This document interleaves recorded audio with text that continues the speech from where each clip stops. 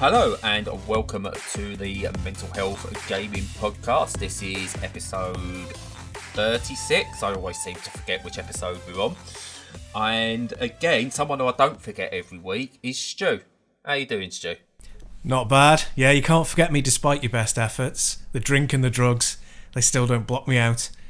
But hey, that sounds like the one of the forgotten drafts of a Verve song. It does actually, yeah. I'm feeling quite poetic today. The drink and the drugs don't block me out. There you go. That's a 90s ballad there for you. Yep. Yeah, it's a weird week, which we'll get to in a bit. But luckily, we can escape to the world of video games. So what have you been playing? Well, escape hasn't really happened a great deal. To be fair, I didn't actually play any games up until yesterday for the entire week, which is very unusual for me. Wow. Yeah. It's very uncommon. I think mainly because I've started doing study. I'm studying towards a diploma, so conversation for another day. But yeah, I've been busy as well as the world being an absolute toilet. So it's been a bit of a funny week. But yesterday I managed to jump on 13 Sentinals, Aegis Rim. I don't know why that's there. We'll come to that in a sec. But this is the new Vanillaware game. So I'm a Vanillaware. I don't know if obsessive is too strong a word. It's probably a too strong a word. But I love their output. Yeah, big fan. Probably not an obsessive. But, I mean, enough to get their games as soon as they come out and, you know, follow them and get excited, get hype about what they're doing. And it's been a long time since their last release. So I delved into it with a bit of trepidation because I'm not a super fan who just, you know, blindly says everything they do is amazing. I will be critical. But to be fair, even though it's an odd game so far, I've been really enjoying it. And it's odd because we don't often go into how games, you know, what's the structure behind them in any detail because you can find that stuff out on YouTube in seconds. But it's worth mentioning here because it's very odd. So it's kind of a mix between kind of an RPG and a visual novel and an exploration game as well as an RTS. So if that makes it sound a bit muddled, then it is because it certainly starts that way. So you start as a protagonist, as a school kid, and then you do a few things that introduce the plot, and then you switch to another one and see the plot from a different angle. And it does that several times, and it introduces a lot of concepts that overlap and cross over, and you don't really know what's going on.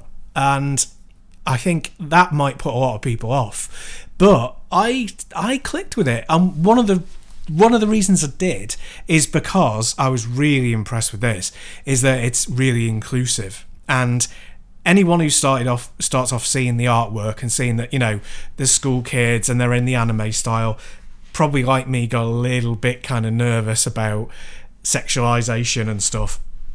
But as a complete shock to me, it's introduced a concept of people being gay non-critically. It's introduced the concept of being non-binary without criticism. And although it's not kind of playing them very high in the mix, so to speak, it addresses them and it makes you think about them. So the characters' gender and sex is discussed along with sexuality. So I was really impressed by that, especially as it was just like driving down the road and it being part of the paving rather than it being a giant angel of the north on the side of it. Do you know what I mean? Yeah.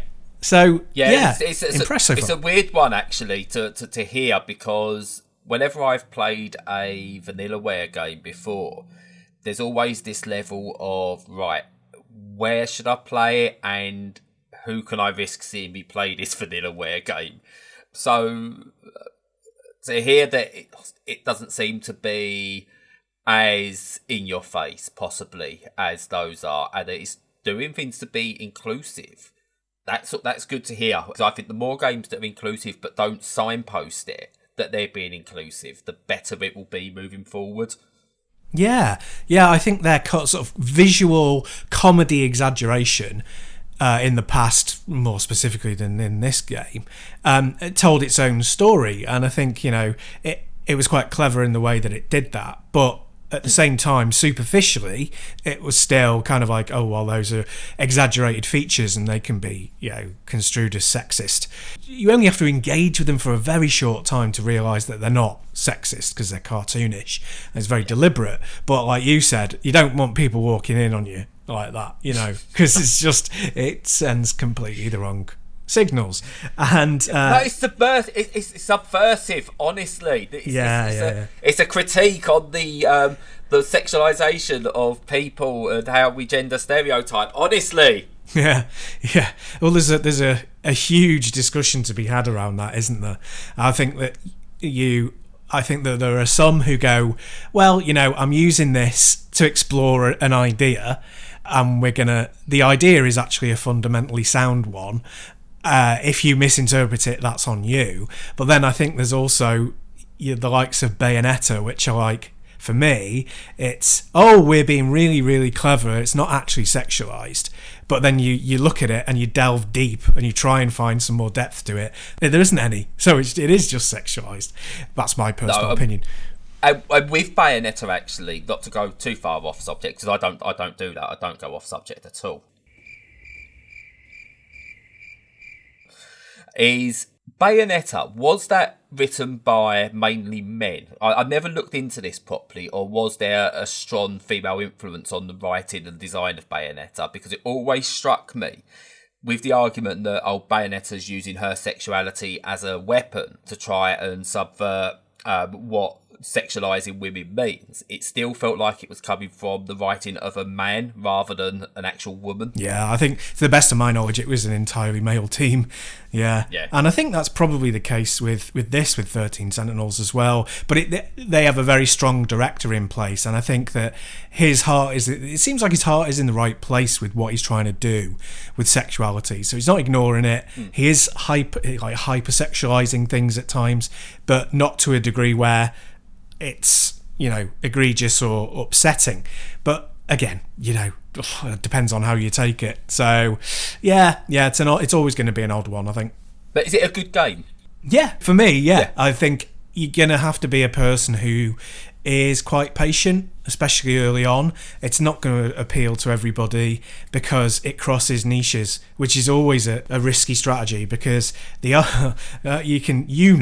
just as well as I do, that the RTS community and the people who who watch anime and play visual novels are one of the widest apart genre communities you can conceive of, and it mashes those two together. If you tried to make a Venn diagram of those two and what they're like in the middle, there's a massive gaping chasm like the size of the Grand Canyon in Precisely, between. Exactly.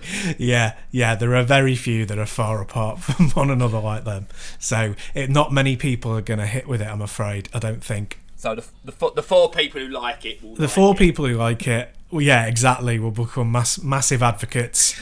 But yeah, it's going to be, the nice thing to say on it really is, it's because it's the end of a generation, because it's platform specific, because it's had a limited physical release, I think it's going to probably become a fairly rare game. So I'm quite chuffed that I ordered my copy deliberately from Game, because they did a little art book with it that I got. So I'm hoping that, I don't normally buy stuff in the hopes that it becomes rare, but I did with this. Yeah, that's a good sound investment. Maybe not going to earn you the money to leave to future generations, but hey. Well, there aren't going to be any future generations. So.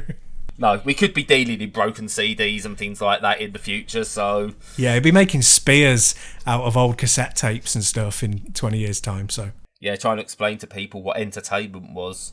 You mean you was allowed to enjoy things? It was. Exactly. Yeah, as long as we stayed in our homes, it was fine. Yeah, no, that's definitely interesting. I've been playing some interesting games myself. Obviously, still some Art of Rally and the greatest game of the year, Hades. Although, when it comes to Game of the Year talk later in the year, I might have a few discussions around that, because, boy, am I finding it hard to separate out games this year. Yeah. But anyway, a couple I want to touch on now, and that have really hit me, and they're both on YouTube and on the site if you want to check them. One is Overcrowd, a commute 'em up, which is out as of now, and It essentially takes a similar sort of form to like your theme hospitals and things like that. And the idea is you need to build an underground metro-style station that runs as efficiently as possible, makes as much money as possible, makes commuters as happy as possible, and all things like that. Various different scenarios to bring it all together. What I really like about this game is twofold, really. One, it's just really bright. You actually have to build the station, and that's like you can get to like carve into the world and do different levels and not only just put things in place, but you can literally sculpt your metro station. And there's loads of options, like from the base, like where you put like turnstiles, ticket machines, drinks machines, things like that. But also the rooms you need for staff, actually where you need to keep all the various tools the staff need to use. So it goes into detail there. And when I first thought, this is going to be a bit overcomplicated, it's not. It works really well. It has a really good upgrade tree as you go that makes everything seem really quite sensible to keep an eye on. But what I really like about this is there's a concentration on the people, both the staff and the commuters. They've got this wonderful personality. The staff members you deal with have almost got this RPG-esque feel about it. That they will sort of level up as they go, but not sort of like, they're just better at this skill. Their personalities really start to shine through, as do the personalities of the commuters. But it's like really cutesy style. I'd almost say sort of like Facebook game graphics, the way the people look on it. It's gone for a very simple look to it, but that makes it just all the much better to play. All the much better to play. That's a weird sentence. And it's just a really entertaining game, and one that I thought I'd play for a few minutes just to get some footage from or do an opinion piece on and then move on. But it's hooked me. It's really hooked me, and it's one that I'm sort of going back to in my weekly rotation already. Honestly, it's if you like games like Theme Hospital or 2 Point Hospital and you want just a different aesthetic, this really is worth going. If you found those games overcomplicated, then this, I think, is a great intro into that genre. Really, really fantastic game. Yeah, just looking at pictures of it, it looks really a gorgeous presentation. Really bright. And it's made by a husband and wife team, and that's it as well, by the way. 2 people made it. One done the coding and that side of it, and the other done the art. Oh, wow. Is it a UK team? I believe so. Yeah.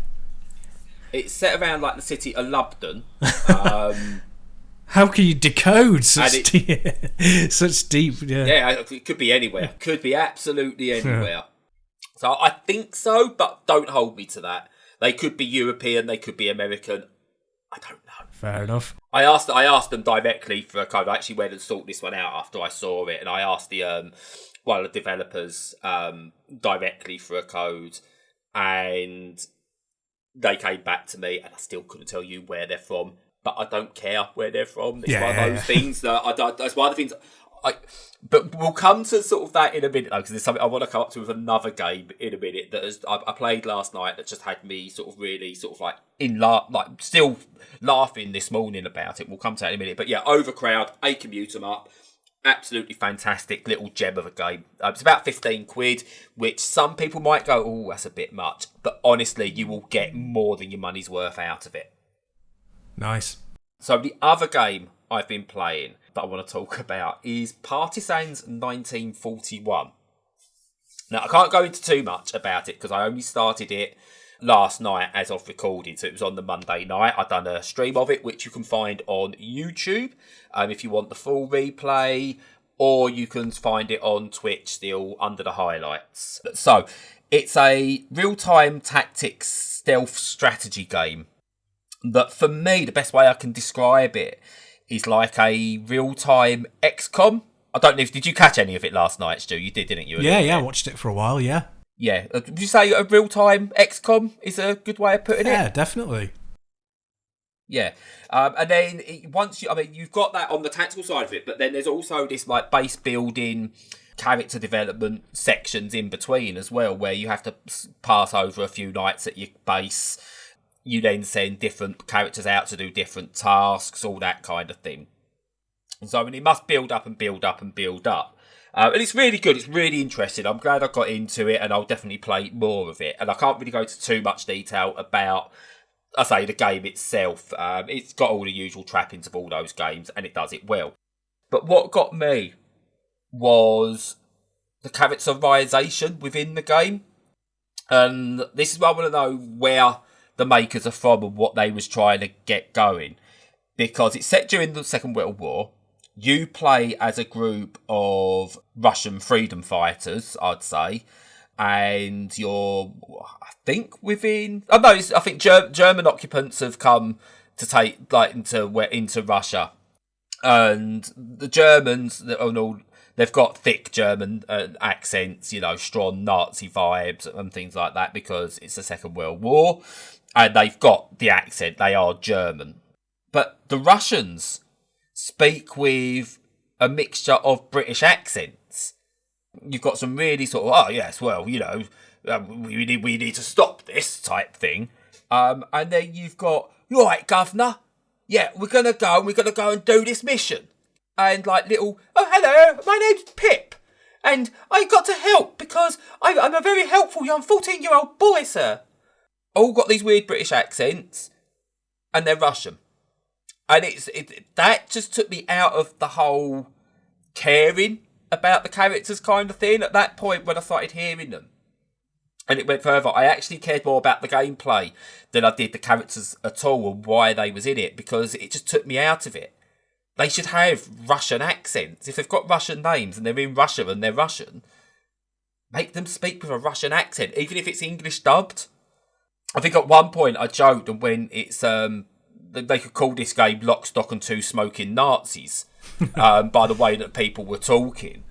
But yeah, it's a really good game, but I just can't get over why some games need to do this. Why they need to go, well, we know they're from this country, but we're going to give them accents that aren't anything to do with it. Is it because that people look at the Russians at the moment as the enemy and they felt that people wouldn't be able to side with the Russians in a game like this if they had Russian accents? I think no. I think there's a couple of things. I think that because because there's a tradition in Britain of theatre, and because British accents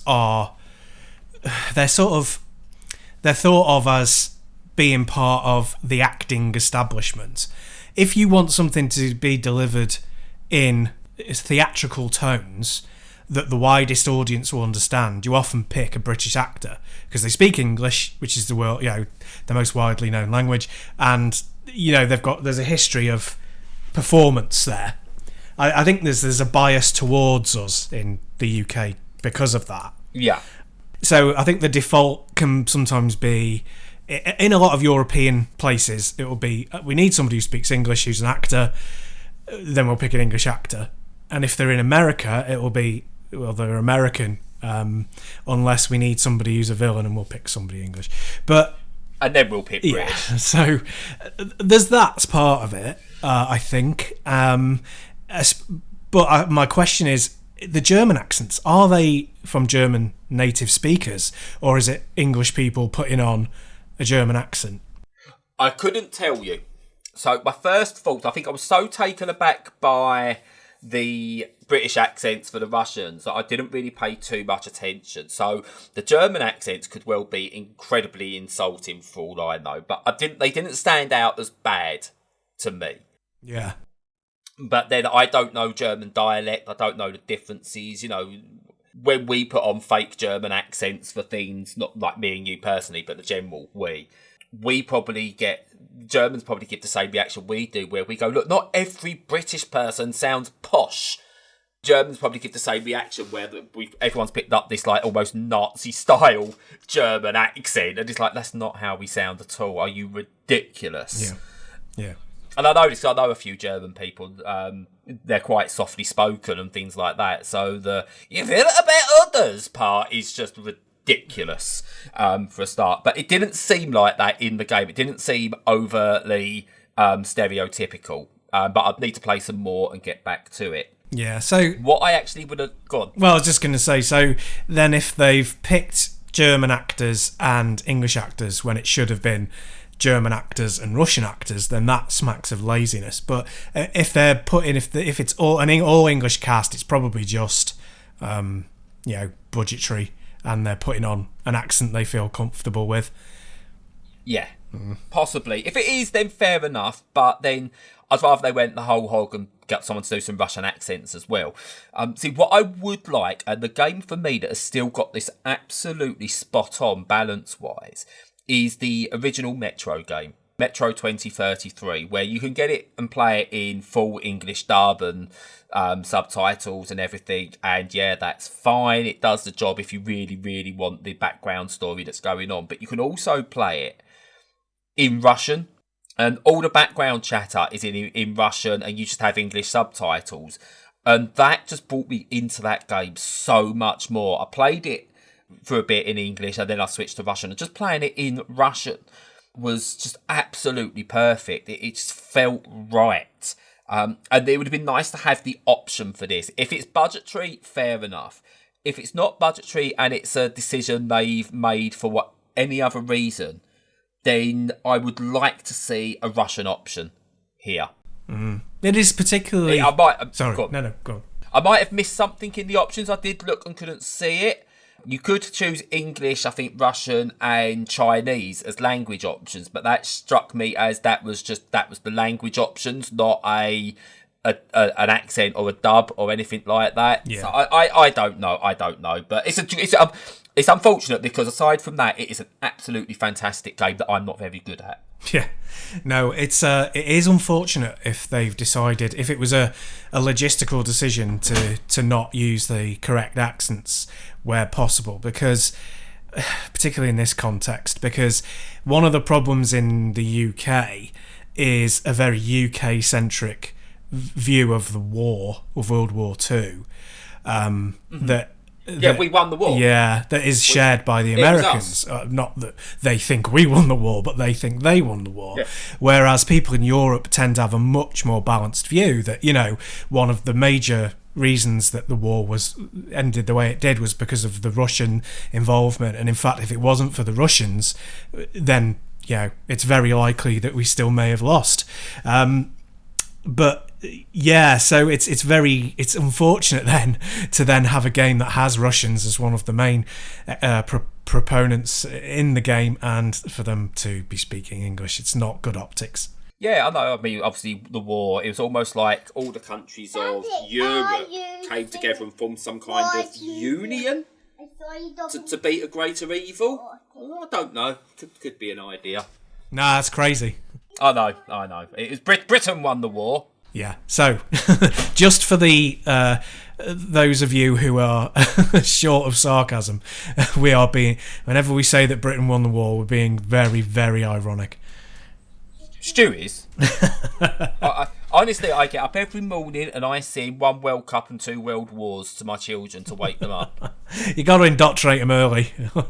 I don't, honestly. I really, really don't. Just in case, we are being facetious and having fun with it. Learn your history, kids. Not from British textbooks. Because all you're going to learn about is capitalism, apparently, because you're not allowed anti-capitalist education anymore. And talking of anti-capitalist, the demon's here. Daddy, who's watching? No one's watching. I'm recording with Stu. So, we will move on, unless you've got any other games, Stu. Nope. Just the one this week.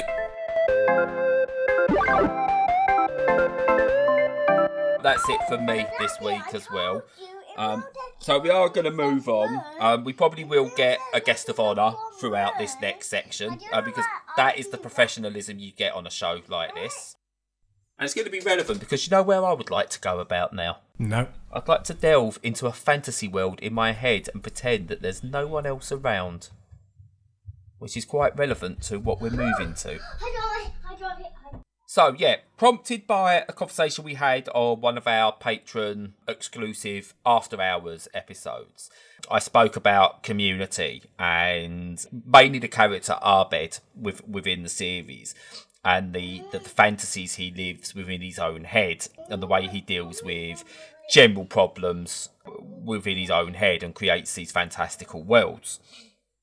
And it got me to thinking, it's something that I do a lot of, not to the extremes that you would have on a TV show, but I do it. I kind of now and again escape into a fantasy world within my head, or I run scenarios through my head in a certain way. And it got me to wondering sort of like whether other people do that as well. So an example, like a very mundane example, was when I first had to go and get my foot looked at, because I had the pressure ulcer on it, and I was going, and I built up this whole scenario in my head whereby I would go, they would tell me that I need to go and see a specialist, I would see the specialist, and then the specialist was going to say that there's not much they can do, they're going to give it a week, see what the treatment's like, if it doesn't work, then it's going to be amputation. But it wasn't just the sort of like, I've being a bit stupid and crazy. I was actually planning all this in my head. It was vivid in my head, like fully awake, fully with it. But I just had this completely mapped out in my head, and sort of like what reactions I would get from the kids, from other people, and all weird things like that. Just putting myself into that scenario, playing out almost like an entire few weeks and years within a bus journey, all within my head. Not daydreaming at the same time, but just literally turning into a fantasy within my head, almost like turning it into a sitcom. I was like, this can't be normal. It's got to be some kind of disassociative thing. But it's one of those things I've never really spoke about, and I just don't know whether it's something that other people do, or if it's just something in my head, or what. Yeah, it's definitely something I do. Stu backs away from the mic, going, "You crazy?" Yeah, I'm gone. That's it. I'm out the door. No, no, I definitely have that as well, and I would have gone through my entire life thinking that everybody does the same. But apparently they don't. But speaking for myself first, yeah, I think I do it less now that we have smartphones. I think that I've got... Yes. I think I did it far more in times of boredom, and I think, disengagement from stuff. And I think that in the modern world, I'm so engaged with stuff all the time that I do it less, which is a bit sad in a way. But yeah, no, I'll still do it. So for a good example on the bus is, I'll drive through an area that I don't like it's ugly or it's run down or combination of the two. And, in the past I've fantasized about what it would look like if it was improved, and kind of like give myself a budget and like how much better would it look if I just chucked £1 million at this area. Just as I was doing then, your mind goes off on this tangent and you visualize all these things. And when you're in a positive place, it makes the world far better for you because it shows you what's possible. It's sad that I don't do it as much. But then I also found out that some people have a condition called aphantasia, and not in a way that 1% of the world has this condition. No, apparently a lot of people have aphantasia, which means they're not that they go "Hey, Fantasia" when they see it on the Disney Channel, but that they are unable to visualize fantasy. So they cannot visualize when they're reading a novel. They can't create that world in their head. And I never knew that was a thing. I had no idea. And the people who can't do it had no idea that people could, that other people were able to. And that blows my mind. Wow. And there's in a difference. It's one of the reasons, I can't remember if it was last week we spoke about it on here, or it was something else, or it was someone else. So forgive me if it was me and you that spoke about it, or apologies to the other person if it was just like a conversation I had. But I can't read a book. Now, I can read, don't get me wrong. I can write. Again, just to clarify, I get some people can't read for various different reasons, and it's nothing against anyone that cannot. But I can read, I just can't. There's the ADHD going again. People know what I mean.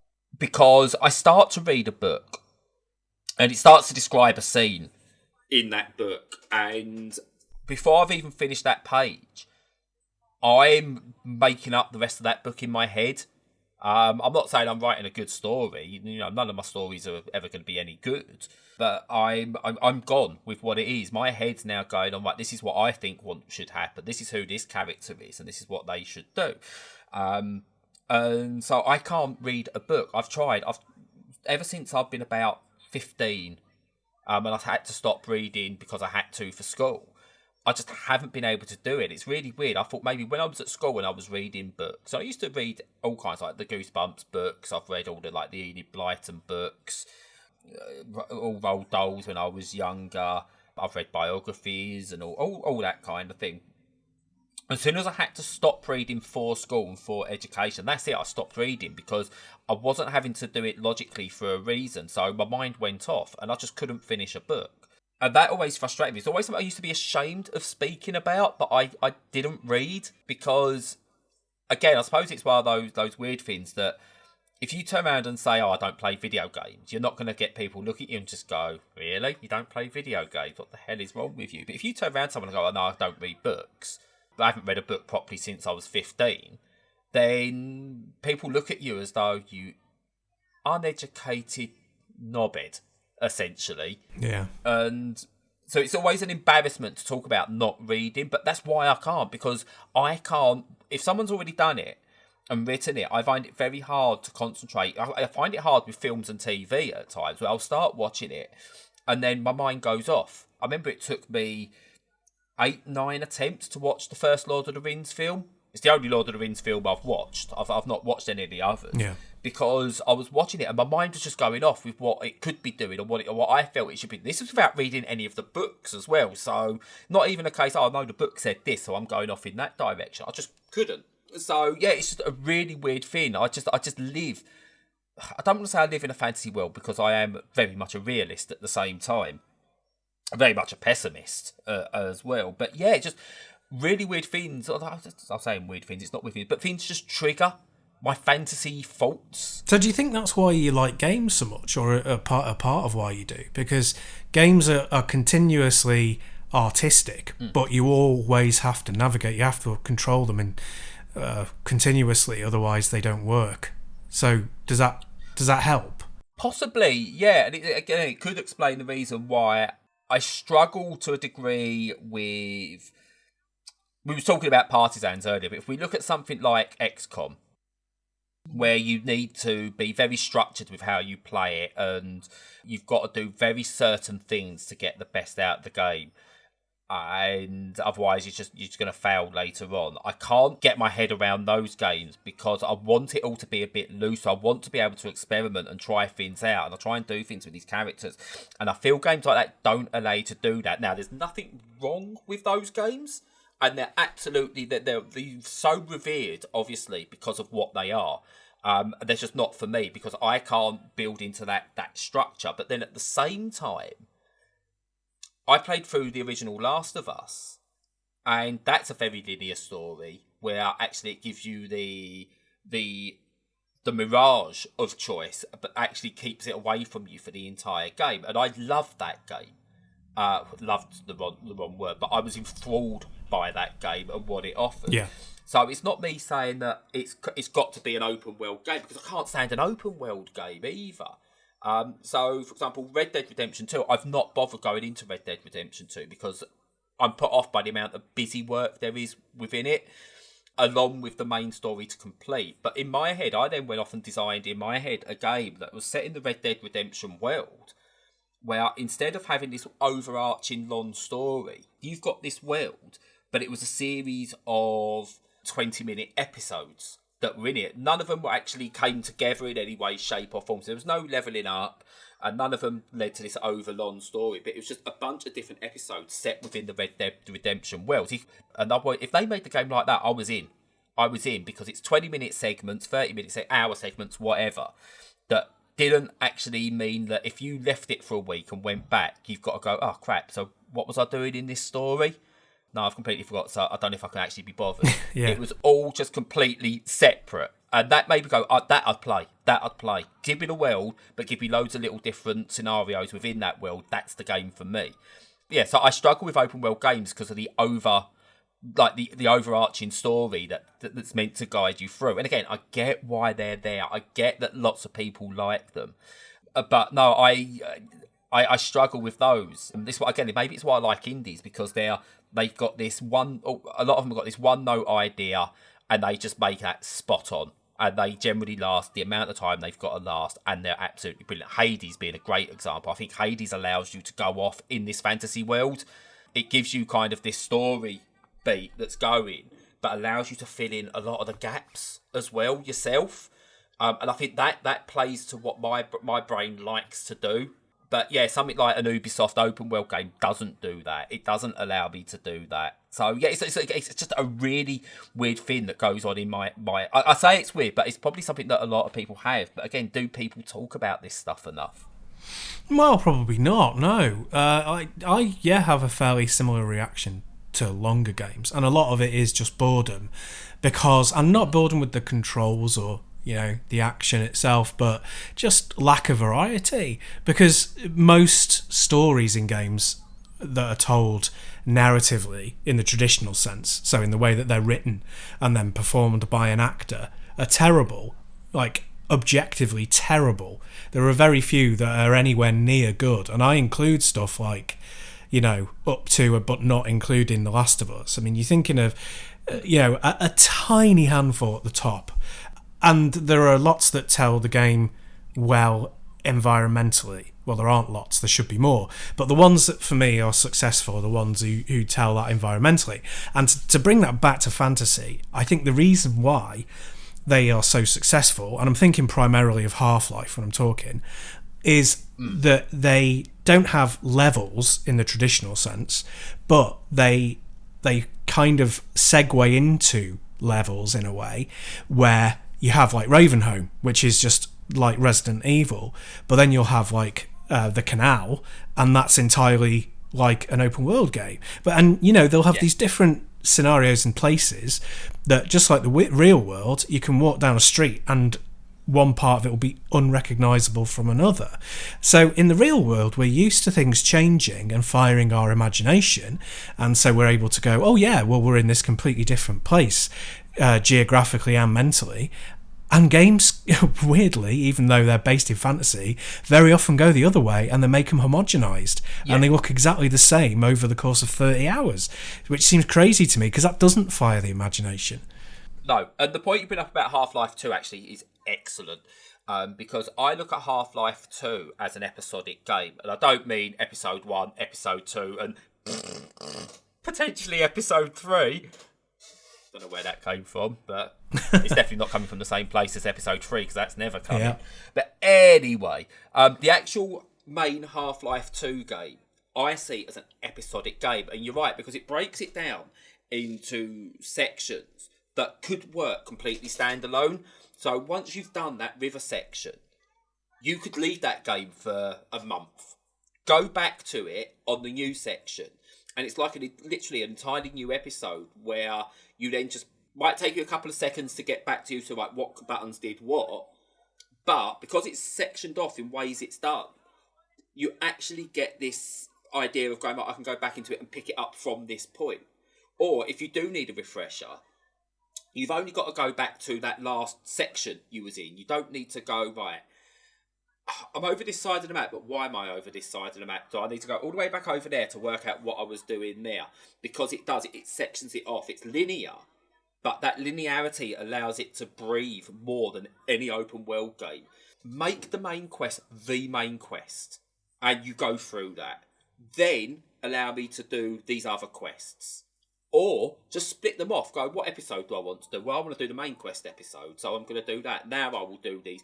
Don't make them all in one. I know why they're trying to do it, but for me, it breaks away the immersion of it, because what person goes and does a fetch quest when the love of their life is in like dire trouble? It's ridiculous, and that then sends me off going like, this is what I would want to do in this world, and within video games, that's why I lose it. Whereas I think in real life, it's a mix of escapism, but also trying to get myself through the day as well. And it's just something I've always done. But I remember watching Drop Dead Fred a few times, and a couple of times I watched it as I got older. And every time I watched it, I looked at it and just went, do you know what? That reminds me a lot of me. Yeah. The Phoebe Cates character and how she is and how she interacts with Rick Mail and how others can't, but he's real. He is real. But it's her living in that fantasy world. That's what I do. Not to the comedy extreme that you get in Drop Dead Fred, but that's what I do. So That's what made me think that essentially going, I'm not actually alone in this, because that's going back to what, the 80s Drop Dead Fred, was it? It was... Yeah, it was 80s. It hadn't gone into the 90s yet, had it? It was an 80s film. I think so, yeah. Yeah, because it was off. I think it was still off the back of the Young Ones and stuff like that, where he started to find his fame, wasn't it? But watching that and going, so even back then, that's used as a tool to show it. And when you look at other things and you see other pop culture things, even music, I'm going, there's a lot of people that do this, but they've got these outlets to be able to express that, which I've never had. But yeah, I've decided sort of like when I was looking at stuff, going, it's something I want to talk about more, because I think if you spoke about doing these things, people look at you like you are crazy, that you're unstable, and it's not being unstable. It's just about just being, I think it's the creativity in your brain. It's the way your brain reacts to the mundane, I think. Because if you just get stuck in the mundane, I think that would drive you more and more crazy than being able to break out of it within your mind. Yeah, I agree. I think being able to control fantasy and structuring it into your life is so important. And it's no surprise that the people who are best at it are the ones who become artists professionally, I guess. I think in terms of games, I think this is where corporate stuff and the corporate structure on top of it causes the biggest issues, because they say it's got to have a lot of content, but content isn't necessarily creativity. That's like saying your song has to be 3 minutes because that's a pop song, and if it's not, it's not. And your film has to be 2 hours because that's a film, otherwise it's not. And like your game has to be 30 hours, otherwise it's not AAA. So yeah, that kind of hamstrings you from the start. And yeah, I think much more needs to be told. We're in a very what's the word? We're in an era where realism is really prized and cherished. Like, it's like, things have to be real, has to be, this person has to be speaking from the heart, and, blah, blah, blah. And it's like, no, they don't. No. We should be living mostly when we're not in work, we should be living in a fantasy world. We need escape, we need things to be as different as possible. And we need to see beauty or excitement or whatever created by other people so that we can indulge it, because we live too much in a very prosaic world. And yeah, I think that corporate culture sort of strips loads of that away. So yeah, I don't know, I'm just kind of rambling now, but no, you're absolutely spot on. And just, there's a couple of examples I really want to use on things that get it, I think, really, really right. I've got two favourite artists, Salvador Dali being one, because again, the surrealism that's with it as it was given, there's a lot of story and a lot of messaging within his artwork, and the way I see it and the way he portrays things is like, do you know what, I've seen the world like that, and I get that. And my other one, bizarrely, is a graphic designer called Herbert Bayer, who was a designer during the Second World War and beyond.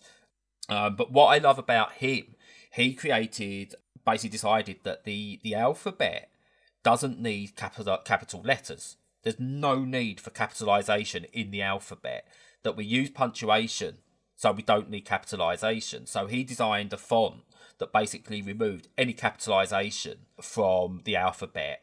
Brilliant. So if you don't know Herbert Bayer, read up about him. He's a fantastic graphic designer, and some of his works are absolutely amazing.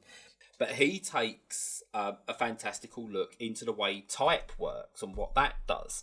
So again, he's another one that lives who's got a fantastical idea about things, and so they both speak to me in different ways. But you look through history, people who live in these fantastical worlds have been there throughout history, but we've never understood them before. But for me, I have, and I feel like even trying to speak about it, I can't convey how much sense they make speaking about it. Does that make sense? And there's my catchphrase. There we go. Does that make sense? Yeah, it does.